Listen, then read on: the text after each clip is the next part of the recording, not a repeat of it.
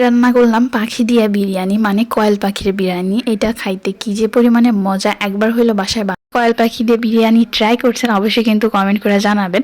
তো চলেন আজকে রেসিপিটা শুরু করা যাক। তার জন্য প্রথমে হচ্ছে কয়েল পাখির ভিতরে মানে কিছুটা শুকনা মরিচের গুঁড়া আর লবণ দিছিলাম, দিয়ে খুব সুন্দর করে মাখাই নিছি। এখন তেলের উপর দিয়ে হালকা করে ভাইজা নেব। আমি এর আগে একটা ভিডিও ছাড়ছিলাম মানে কয়েল পাখি ফ্রাইয়ের, দেখলাম খুবই ভিউ হয়েছিল, অনেকটাই ভিউ হয়েছিল। তো তার জন্য ভাবলাম যে আজকে আবার রান্না করে আপনাদের সাথে শেয়ার করি। মাঝে মধ্যে রান্না করা হয়, এটা কিন্তু একদমই কম মশলায়, মনে করেন আপনার বাড়তি কোনো মশলা লাগবে না।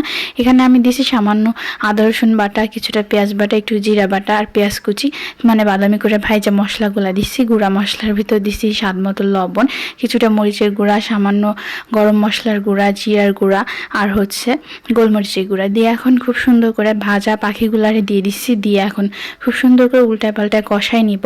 তার জন্য অল্প অল্প করে পানি দিয়ে কষাই নিতে হবে। আর এখানে হচ্ছে চালটা দিয়ে দিতেছি। পাখিটা খুব সুন্দর করে মানে পাখিটা খুব সুন্দর করে কষানো হয়ে গেলে চালটা যে ধুয়ে তারপরে পানি ঝরা একদম ঝরঝরা করে রাখছিলাম, এখন চালটা দিয়ে খুব সুন্দর করে ভাজা নিব। চালটাতে ভাজার পরে দেখবেন খুব সুন্দর একটা ঘ্রাণ বের হবে। ঘ্রাণ বের হওয়ার পরই দিয়ে দিব পানি। এখানে আমি চাল যতটুকু দিছি তার ডবল পানি দিছি। আপনারাও তাই করবেন, তাহলে দেখবেন যে বিরিয়ানিটা একদম পারফেক্ট হবে, পোলাওটাও এরকম পারফেক্ট হবে। তো দেখতে পারতেছেন এখন খুব সুন্দর মতো বিরিয়ানির পানিতে মানে একদম ফুইটা গেছে, বলক উঠে গেছে। এখন হয়েছে চাপ দিয়ে ঢাইকা রাইখা দিব। তো দেখতে পারতেছেন পানিটা টাইনে গেছে। এখন হয়েছে চালটা মানে উল্টায় পাল্টায় দিতেছি।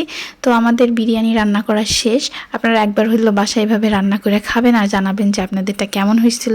আর ভিডিওটা ভালো লাগিয়ে থাকলে অবশ্যই লাইক করবেন, কমেন্ট করবেন, শেয়ার করবেন। পেজ থেকে দেখলে ফলো করতে ভুলবেন না, ইউটিউব চ্যানেল থেকে দেখলে সাবস্ক্রাইব করবেন, টিকটক থেকে দেখলেও কিন্তু ফলো করবেন। ভালো থাকবেন সবাই।